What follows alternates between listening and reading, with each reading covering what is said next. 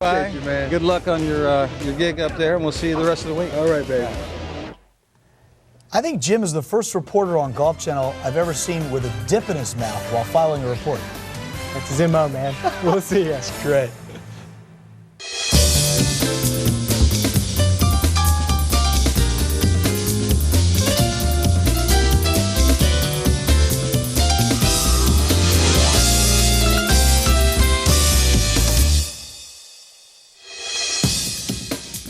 Hi, I'm Martin Hall and welcome to the Golf Channel Academy. Today I'm at Ibis Golf and Country Club in West Palm Beach and delighted to be so. I've been teaching golf and playing golf a very long time, and in that time the one request I have from golfers all the time is, how can I get more distance? Now let me tell you, if someone says they don't care how far they hit the ball, they will lie to you about other things also. If you hit it 350 yards, by the way, and you're down the middle of every fairway, you don't need to watch this show. But if you're in the other 99% of golfers in the world, stick around, because I've got four things I want to show you that will hit the ball, help you hit the ball farther. Now, the first thing you need to understand, the hinges. Now you can see here, I've got hinges on both my left wrist and my right wrist. I'm not auditioning for the remake of Edward Scissorhand. I've got these on my wrists in a particular way to help you understand what the wrists must do. This one is the most important, the one on the left wrist. Now you can see here how I've put that hinge on top of my wrist. If you went down to your local surgery and you had a hinge implanted in your wrist, make sure you do it this way, because you've got a chance of playing well. Don't put it somewhere else. Your left wrist has a job in golf. It is to cock and uncock. It can turn and it can roll. Nowhere in the left wrist job description is bending. If you don't hit it far enough, I promise you, you are probably bending your left wrist through the hitting area. So the left wrist, cocks, uncocks, can turn and roll. If you go to your hardware store and you get a hinge, you'll learn that. It'll help. Your right wrist, you can see I've put the hinge on the back of the arm. I didn't put that on top of my wrist, so the right wrist doesn't cock. The right wrist bends back. So does Martin Hall think the wrists, both of them, cock? No, I don't think the wrists cock. I think the left wrist cocks and the right wrist bends. Now, not an awful lot of people know that. I'm hoping that this is going to help you hit the ball farther, because I know if you do it right, it will. If you look at the swings of expert golfers through the hitting area, the shaft, the hands, the wrists, the arms behave as if every player had those hinges on their wrists. When you hit the ball, the left wrist should be relatively flat. It'll be uncocked. It'll be facing the target. The back left hand will be facing the target, but it'll be uncocked. The right wrist will still be bent. Now, I'm sure that this must be good for something.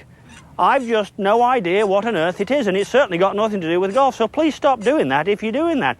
This is how you want to feel you come to a golf ball. The right wrist is somewhat bent back. I can promise you, if you're not hitting the ball far enough, you've almost certainly got too much of this going on. You've got your left wrist bending that way through the hitting area. It should cock and uncock. Now, I'm going to hit one really slowly here so you can get a sense of what these hinges do. As I go back, my left wrist is gradually going to cock, my right wrist is going to bend, my left hand is going to turn a little bit. As I come down, the left wrist will stay cocked, and I'll have more to say about that later. The right wrist is going to stay bent. Down I come, down I come. Round about here, the left wrist is going to start to uncock. The right wrist is bent. That's where I would be if I freeze frame at impact. There is no impact position, by the way. I'm going to have a lot to say about that later. And as I go through, I'm going to go through making my hands behave as if you had those hinges on them. Now, if you don't understand how the hinges should work, you'll have a very hard time with this game. But here's the thing, if you get the hinges right, you can hit it farther. And there's not much more fun than hitting it past your opponents. Now, this isn't a wand, and I'm not Harry Potter. But when I come back, I might just have a bit of magic for you. This was inspired by a longtime student of mine called Iris Freed, and therefore this is known as the IFTB, the Iris Freed Training Board. It helped Iris learn how to hit down and apply pressure to the ball, which will make your ball go very far and make you very happy. In a changing world, who do you want by your side? A financial advisor who knows you. An advisor who understands you. An advisor who has weathered the changing world right beside you. The world changes. Our commitment to you doesn't. That's the financial relationship we call you and us, UBS. What you looking for? I'm looking for my tee time. What's your tee time look like? It's a nice course, not too far away. Here's one. It's a 2:15. No, that's not it. I need something in the morning. There we go. It's a 10:37. Awesome. How much? $150. Not it. Need help finding your tee time? Get tee times at thousands of courses nationwide, online 24 hours a day. Need a new computer but have bad credit? Blue Hippo to the rescue. Call now to get the computer you need regardless of your credit. Plus 2 free gifts with order. Call now. What's up, everyone? Pete here, and welcome to Blue Hippo, where anyone can get a brand new, brand name computer regardless of their credit. Take a look at this. You can send emails, download music and video, even organize your finances. This is a fully loaded desktop computer. So whether you want a desktop or you prefer the convenience of a laptop, you can get either one regardless of your credit. And if you order now, we'll send you a free color printer and a free flat screen TV so you can watch your favorite shows and movies and print and email digital photos. So to be clear, when you order today, you can get your choice of a brand new desktop or laptop with tons of great software, plus a free color printer and a free LCD TV. And remember, there is no credit check and your approval is guaranteed. But you must call Blue Hippo now. If you look closely, you can almost start to feel the sand between your toes, the sun on your face, the spray of the surf on your arms, and of course, the hair on the back of your neck. Introducing Golf Channel HD, all the natural beauty of the game in stunning high definition. Golf Channel HD. Can you feel it? Golf Channel Thursday. World number 2 Sergio Garcia, 3-time champion Ernie Els, and Lee Westwood. Battle for a chance to hoist the hardware in the desert. The Dubai Desert Classic begins Thursday at 8:30 a.m. Eastern, only on Golf Channel.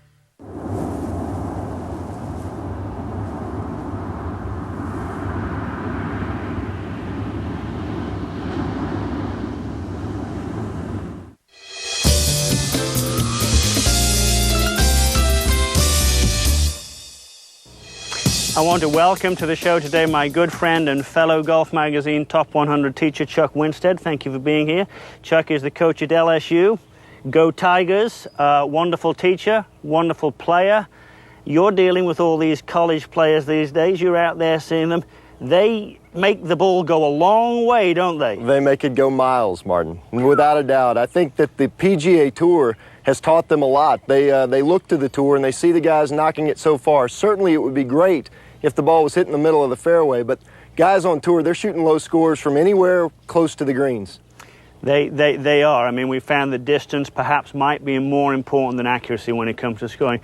Now, Chuck, do you think it's just club head speed that's making these youngsters hit the ball so far? Oh, without a doubt, that is not the case. Not the case at all. What we know is we'd like to hit the ball in the middle of the face. We know we'd like to get the ball square off the club face, but the big deal is being able to put pressure on the golf ball. Pressure on the golf ball. It's not just club head speed, and it's not just hitting it in the middle. Very interesting. Now, before we went to break, I promised you a little bit of magic. Here it is. This was inspired by a longtime student of mine called Iris Freed, and therefore this is known as the IFTB, the Iris Freed Training Board. It helped Iris learn how to hit down and apply pressure to the ball, which will make your ball go very far and make you very happy. Now, how does this work? It's a piece of plywood, about 1/2 inch thick. I just cut out a rectangle at the end, And initially, let me show them, Chuck, this would be a great drill for you to do at home. If you don't do this, it's obvious to me you don't want to hit the ball any farther, so please do this. I have put a tee in the ground about the same height as the plywood, and I have put it about a couple of inches ahead of the plywood. Now, I am going to set up, and I'm going to put my club right on top of the tee. I'm going to make just a short backswing because I want to learn pressure with a short shot first of all. And I'm going to go back and let the left wrist cock and the right wrist bend and the right arm bends a little bit.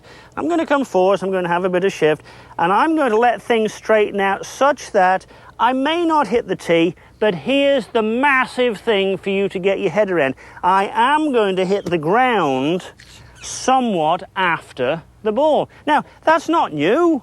Everybody knows you should hit down on the ball. What is new is you can train yourself this way. So, I've had students doing this and they say, well, that looks easy enough, Martin, let me have a go. So I give them a ball. And they're quite convinced it'll be no problem to hit the ball and hit the ground, and they do this. And they wallop that behind the ball. Now, why do they do that? Because they bent the left wrist. Now, you'll remember the first segment, bending is very bad. Stop doing that now. Bending is bad. You need to learn to hit down on the ball so that when you make contact with the ball, the hands are probably slightly ahead of the ball, and the lowest part of the swing is there. All the tour pros have the lowest part there. Now, Chuck, if you could come in here, I want to have the viewers understand something. This is an 8 iron, so it's probably about 40 inches long, something like that. When a typical club golfer hits the ball, they're hitting the ball with a 40-inch lever. There's the wretched, horrendous, horrible bent left wrist, and so the lever they're hitting the ball with is the length of the shaft. Now, when these young tigers, I suppose I should say, when these young tigers at LSU were bashing the dog meat out of the ball, they're hitting the ball like this. Now, not only are your hands ahead of the ball, but this is something people miss. Chuck is now using a lever that's about 12 foot long, not 40 inches long. 12 foot long? Yes, 12 foot long. It's going all the way from his left foot, up his left leg, all the way up the left side of his chest, all the way down his left shoulder, all the way down the left arm, all the way out to the head of the club. If you could hit something with a 40-inch lever or a 12-foot lever, which is going to apply more force? Well, of course, the 12-foot lever. Now, that's got everything to do with how those wrists work. Segment 1, we talked about the hinges. Segment 2, we're talking about the levers. And the primary levers, the big levers that matter in golf, are the left arm and the shaft of the club. That's a beautiful relationship to hit the ball in. And I did mention earlier, I said impact position. Yeah, hate that term. There is no impact position. There are relationships as you make impact. There's no impact position, though. I mean, you're just ripping right through it. You can study it, but don't try and put the club in an impact position.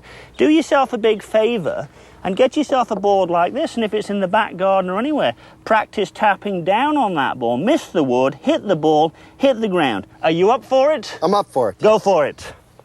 Only a short one now. Now that's how to apply pressure to the ball. There's the divot, this side of the ball. If you apply pressure, you can expect the ball to go farther. Segment 1 was the hinges. You have to understand how they work. Segment 2 was pressure. It's not just club head speed, it's pressure. Now when we come back, I'm going to tell you what the great Jack Nicklaus told me about release, one of golf's most misunderstood terms, and what my great mentor Bob Toski also thinks about release. You won't want to miss this. I want you to go to your closet and get a coat hanger. When we come back, I'm going to show you how a coat hanger can help you understand the correct release. Since putting accounts for 50% of your shots, the fastest way to improve your golf game is to improve your putting. And now you can have the perfect tool to do just that. It's called the Perfect Link. The Perfect Link is one of the best things that I've come across in years. It's simple and it's easy, and I can sink just some putts that I never thought I could before. The Perfect Link is perfect for keeping your wrists where they should be. They don't break. A recent survey of PGA professionals rated the Perfect Link extremely high in the categories of durability, quality, and overall game improvement. The Perfect Link also earned the coveted seal of approval from the PGA Tour Partners Club. I really like the Perfect Link because it keeps my left wrist from breaking and gives me that smooth pendulum swing every time. I'm always looking for ways to improve my game, and I definitely found it in the Perfect Link. You'll sink more putts, lower your scores, and enjoy the game more. Order your Perfect Link today. Call now. How can a guy who's only 5'9", 160 pounds, We're in trouble. hit a golf ball 340 yards? Did you see that? I killed it. It's a secret. Visit this website and I'll show you. Hi, guys. Hey, I'm gonna hit. Discover the training aid that's helped Camilo Villegas become one of the longest hitters on tour. Go to moredistance.com. Have you ever thought about turning your passion?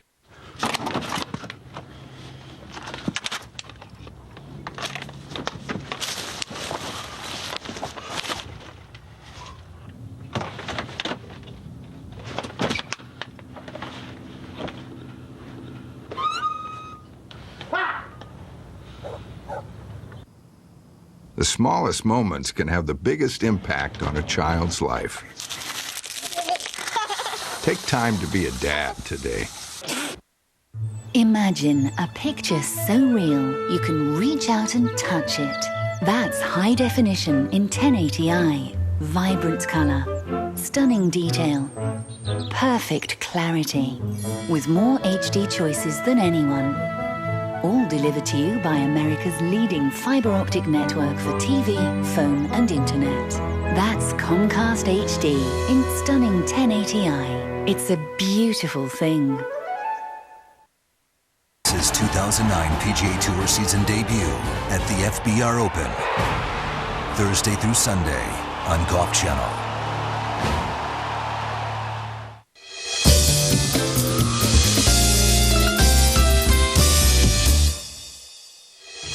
Release, release, release. Jack Nicklaus said you must release the golf club. Now, what is release, or what isn't release? Well, Martin, what we know is release is definitely not this. The bending of the left wrist has never made anyone hit the ball farther. I quite agree with that. And there are so many people who really think that just making the club head go fast from the wrists makes you hit the ball farther. It doesn't. Now, we both worked for Jack Nicklaus, and I must say, I remember Jack saying to me one time, you cannot release too early. It's impossible. I said, Jack, you need to come to Ibis. I've got 1,200 members who can. He said, well, what do you mean? And this is what I showed him. I said, Jack, I've got people doing this. Well, of course, in true Jack Nicklaus fashion, he said, well, that's not releasing the club, Martin. I said, well, can you tell me what is releasing the club? He said, of course I can. Release from Jack Nicklaus means this, golfers, listen up. Release means from Jack Nicklaus, just after you've hit the ball, that the club head is as far away from your left shoulder as you can. You've got all the energy out to the head of the club. Now, this isn't release. This is rubbish. I mean, the left wrist is bent, the club head's not as far away from the left shoulder as it could be, and if you do that, you can expect to spend a large amount of your time wandering around in the weeds on the right side of the fairway. This is release, at least as far as Jack Nicklaus is concerned. All the energy out to the head of the club. Chuck, you've got a little training club there that might help us see that very thing. I do. Martin, when they make a swing, you can see how they load the energy back here in the backswing. Good players. They'll store, good players for sure. Yeah. They'll store the energy coming down, and then just as you said, all the energy right out into the head of the club. Stay right there. Now, you could see there, viewers, how that ball was shot down the shaft. You can see how the shaft and the left arm are in a line after impact. You can see how if Chuck's very life depended on it, I couldn't pull that club head away from his left shoulder anymore. If you have anybody who wants to help you with your game, this is a good drill for them to do. Right hand on the left shoulder, left hand on the club head, pull it away. Now, you're probably going to say, but I don't normally feel that. That's my point. That's why you don't hit it very far. If you do that, you can expect to absolutely bash the dimples off the ball. Another of my great mentors, Bob Toski, talked about release meaning to rotate and accelerate the club. Nothing about wrist there. Here's something you could do at home, and I strongly suggest you do. Go to the closet, get a coat hanger, hold on to the club with it, and you'll see here as I demonstrate slowly, then I'm going to hit one a little harder, how that coat hanger, the hook of the coat hanger, would disappear under my arm, but it's touching my left arm. It would stay under my left arm there. I've delayed it. Now I'm going to let it go. I'm going to release it. But that means the Jack Nicklaus thought, get the club head as far away from the left shoulder as I can. I promise you, that coat hanger is still touching my left arm. Now that's very different than thinking this is released. That'll never work. Now I'm going to hit one here and see if I can do any of this good stuff I've been talking about. Hopefully I can put a decent swing on one. Please remember I do teach for a living rather than play for a living. But here we go. I'm going to try and put all this good stuff into action. I'm going to think about the hinges. I'm going to think about pressure. I'm going to think about Jack Nicklaus's release. And I'm going to see if I can hit a golf ball.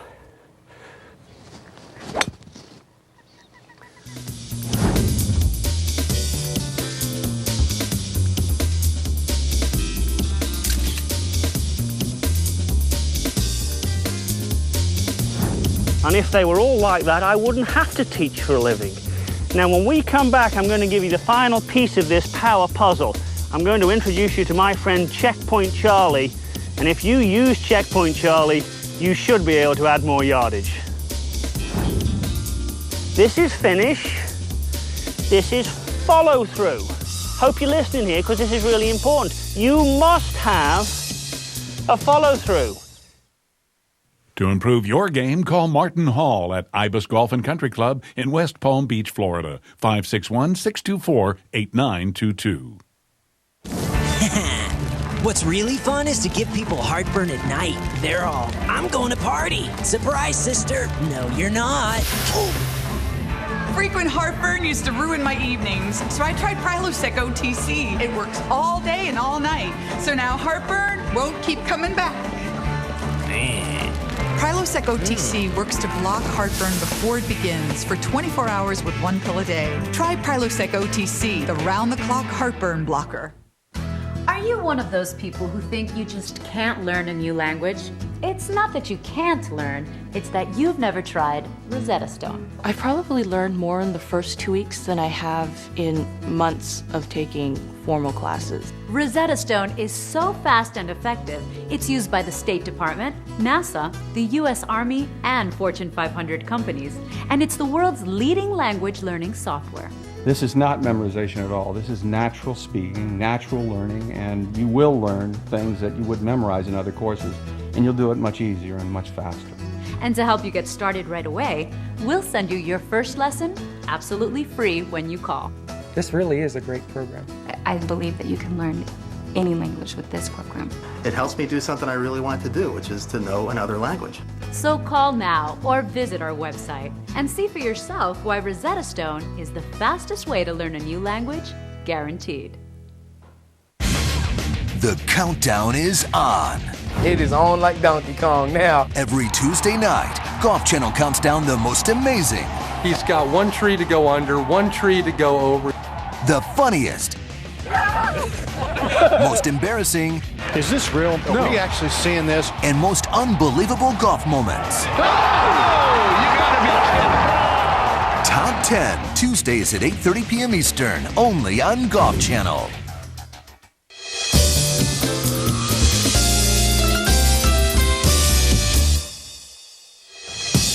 Welcome back. Now, talking about distance, power. I've heard it said many times, from the top of the swing, it's like a race. You know, the club head is 12 feet away from the ball, and your arms are 5 feet away from the ball, and your hips are 1 foot away from the ball.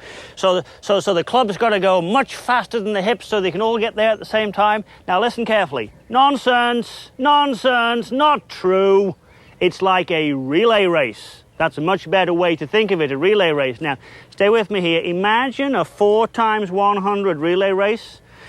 And the gun goes, and number 1 runner comes out the blocks, and he charges along, and he passes the baton on to the number 2 runner, and he charges along, and he passes the baton to the number 3 runner, and they can finish the race. That's good. Energy passes from 1 to another, to another, to a final segment. Well, what if the number 2 runner was stupid and he didn't understand the rules of a 4x100 relay? What if the number 2 runner, when the gun went off and the number 1 runner started running, what if the number 2 runner took off? You couldn't finish the race. Well, here's your relay race in golf. When you go to the top, the feet and knees and hips, they're like the first runner. Wham! Get them in there. Don't leave your legs out of it. Wham! Now, they pass their energy on then to the shoulders and the arms. They're now done. They pass their energy out to the hands and the wrists. They're now done. And that eventually passes its energy on out to the head of the club. So you've got this relay race. The legs do their work and pass energy onto the shoulders. The shoulders do their work, pass energy onto the arms. The arms do their work, pass energy onto the head of the club, and there's that beautiful flat left wrist. That can work very well. What doesn't work at all is when you go up here and number 3 runner starts running, well, number 1 runner can never pass the baton then. And that's part of the big problem with golf. People don't get this sequence right. They're in such a hurry to make the club head hit the ball. They get up here and they just throw the club head at the ball. That's not release. We've discussed that. That's a bent left wrist. You need to go to the top and go feet, then knees. And basically they're done. Then shoulders, then arms. Basically they're done. And then let things straighten out through the hit. Let things straighten out through the hit. And then you go to finish. Now, that lets you have what Homer Kelly in his book, The Golfing Machine, called, it lets you have a follow-through. Let me give you a definition, or Homer's definition, for follow-through. Follow-through is the only part in the swing where both arms are straight. This is finish. This is follow-through. Hope you're listening here, because this is really important. You must have a follow-through. You don't have to have a finish. Some of the greats of all time, Arnold Palmer, really didn't have a finish, but he had a mighty good follow-through, wonderful follow-through.